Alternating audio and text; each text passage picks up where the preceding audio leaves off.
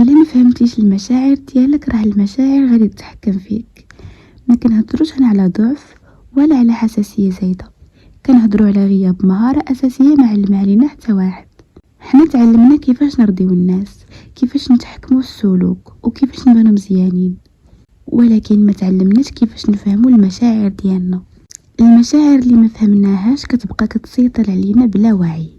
باش نقدروا نتعاملوا مع المشاعر بشكل واعي خاصنا نفهموا شنو هي اصلا. المشاعر ماشي غير احاسيس عابره فينا، بل هي نظام داخلي ذكي كيحاول يوصل لنا معلومات على الحاله ديالنا وعلى الاحتياجات ديالنا. نهار نفهموا المشاعر كاشارات ماشي كاعداء، بدل ما نخافوا منها او نهاجموها غنقدروا نبدلوا حياتنا من الجذور. العلم كيقول ان الذكاء العاطفي او الايموشنال انتليجنس هو القدره على ادراك المشاعر، فهمها، استعمالها بطريقه تزيد من قدرتنا على التفكير واتخاذ القرار والتحكم فيها باش ما تتحكمش فينا. ومن هنا غادي نشوفوا كيفاش المشاعر كتخدم وكيفاش كتوصل لنا هاد الرسائل. المشاعر كتجي باش تقول لنا شي رساله مهمه. مثلا الخوف كيبغي يقول لنا ان هنا راه كاين تهديد او شي حاجه اللي كتخوفنا. الغضب كيبغي يحمي الحدود ديالنا، كيقول لنا هادشي تجاوز الحدود ديالي. الحزن كيطلب منا نعترفوا بالخساره ونوفروا الدعم لراسنا. الفراغ كيقول لنا اننا محتاجين معنى وعلاقات حقيقيه في حياتنا. وباش نفهموا هاد الرسائل خاصنا نبدلوا النظره ديالنا للمشاعر، من مشاعر مكبوته المشاعر نفهموها ونتعاملوا معاها. ودابا من فهم الرسائل غادي ندخلوا للمرحله ديال تنظيم المشاعر باش نعرفوا نفرقوا بين الاحساس والفكره والسلوك. اللي كيوقع عند اغلب الناس هو انهم كيخلطوا بين ثلاثه ديال الحاجات مختلفه. اول حاجه الاحساس الحقيقي ديالنا، ثاني حاجه الافكار اللي العقل كيخلقها باش يفسر هذا الاحساس، وثالث حاجه السلوك اللي كنديروه بلا وعي. مثلا ملي كنحسوا بالقلق العقل مباشره كيمشي لتفسيرات سريعه بحال راه انا غادي نضيع الفرصه او انا ما كافياش، ومن بعد السلوك كيكون اما تشبت او هروب او تردد. ولكن وراء هذا الشيء كامل الاحساس الاصلي كيبقى يحتاج فهم واعتراف بدل ما نتجاهلوه. ومن هنا خاصنا نرجعوا للماضي شويه باش نفهموا منين كتجي هاد المشاعر، اي الجذور العميقه لكل احساس. المشاعر اللي كنحسوا بها اليوم ماشي غير موقف حالي، بل فيها جزء من التجارب القديمه اللي ما تعالجات.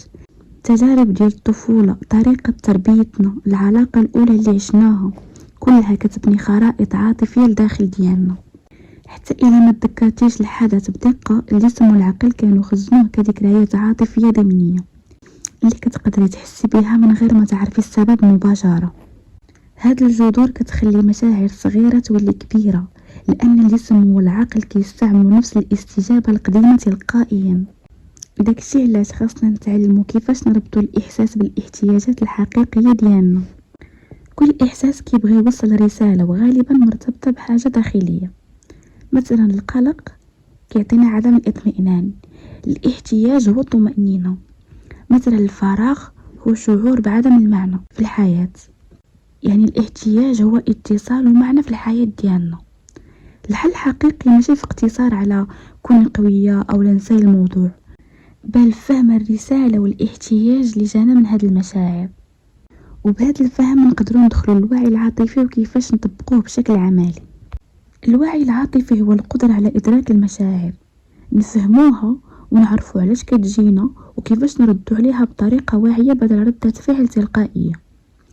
العقل والجسم ديالنا ماشي أعداء المشاعر، ولكن كيشتغلوا مع بعضياتهم باش نفهموها ونتعاملوا معها بطريقة صحية. داكشي علاش خاصنا خطوات عملية لتنظيم المشاعر. وأول خطوة هي سمي الإحساس ديالك. مثلا أنا حاسة بالقلق أو أنا معصبة. ثاني حاجة سولي راسك، هاد الإحساس شنو بغى يوصل ليا، شنو هي الرسالة من هاد الإحساس. ثالث حاجة شوفي الاحتياج الحقيقي اللي جاك من هاد الإحساس، واش أمان، دعم، احترام، اتصال، شنو انتي محتاجة تلبي لهاد الإحساس. هاد الخطوات بسيطة ولكنها فعالة وكتعلم العقل والجسم يتعاملوا مع المشاعر بوعي. باش نطبقوا هاد الخطوات في حياتنا اليومية خاص فيما يجينا شي احساس شي مشاعر نوقفو ما نديرو حتى شي ردة فعل، نفهمو شنو هو هاد الاحساس، شنو هو الشعور اللي حنا دابا جانا. وتاني حاجة فكري في السبب الحقيقي، ماشي الظاهرة فقط ولكن الجذور اللي من الماضي. ثالث حاجة سولي راسك شنو هو الاحتياج ديالي الحقيقي اللي انا محتاجاه دابا في هاد اللحظة.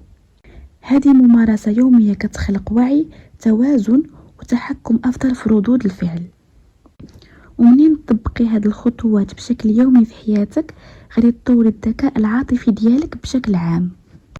الذكاء العاطفي مهارة قابلة للتعلم، ماشي شي حاجة اللي ثابتة.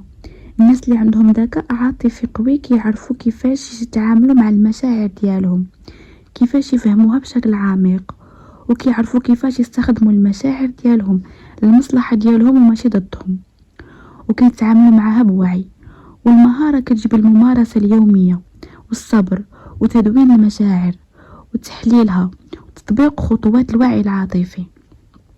ومن هنا نقدروا نوصلوا للخلاصة اللي هي أن المشاعر ماشي عدو، ولكنها لغة داخلية كتبين الاحتياجات الحقيقية.